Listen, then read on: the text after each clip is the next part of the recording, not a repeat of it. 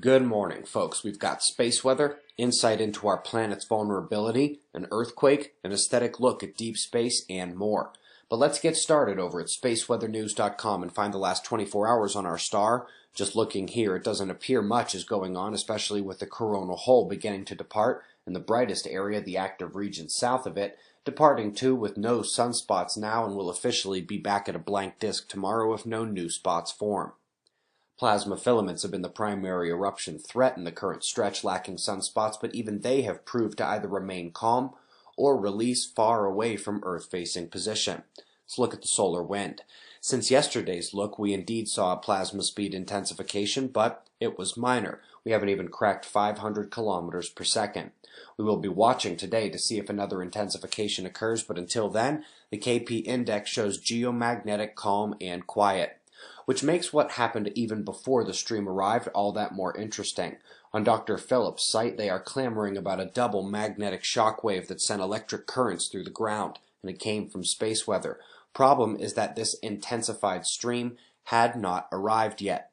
Now, they believe it may have been the electric field sector crossing and density shock associated with it, but let's all space weather buffs remember that a dense wave in the solar wind will draw oxygen out of the upper atmosphere into the ionosphere and above to meet that incoming hydrogen, and this ionized particle motion is going to be very visible with the new ICON and GOLD satellites, and it will have an effect on the geomagnetic and global electric systems. And the severity of these readings indicate that once again, with Earth's weakening magnetosphere, it takes less and less space weather now to cause significant earthly effects. Now, whether or not this stream has anything else in store is a story that will be told today in the coming hours, perhaps from the trailing portions. But let's go ahead and see what's coming up next on our star with the Stonyhurst heliographic 3D view of the sun using SDO and stereo. Here's what we see now, and up next waiting behind the limb is indeed the northern coronal hole system. No bright sunspots, and that's no surprise, but indeed that northern coronal hole appears to cover a good portion of the rear-facing northern hemisphere right now. Top quake of the last day was actually a blot echo, 6.3, striking over 100 kilometers down and activating a local alert, but luckily not widely felt due to the depth. Folks, Hubble shared this Cartwheel galaxy shot at the end of the week. That's what our eyes can see in the visible spectrum, but here's also ultraviolet from Galex, then Spitzer's infrared look, and Chandra's X-ray view showing the hottest energized gases encapsulating compact active objects. The result is a gorgeous multi-wavelength view of a tiny slice of deep space. This composite is thanks to Chandra, by the way.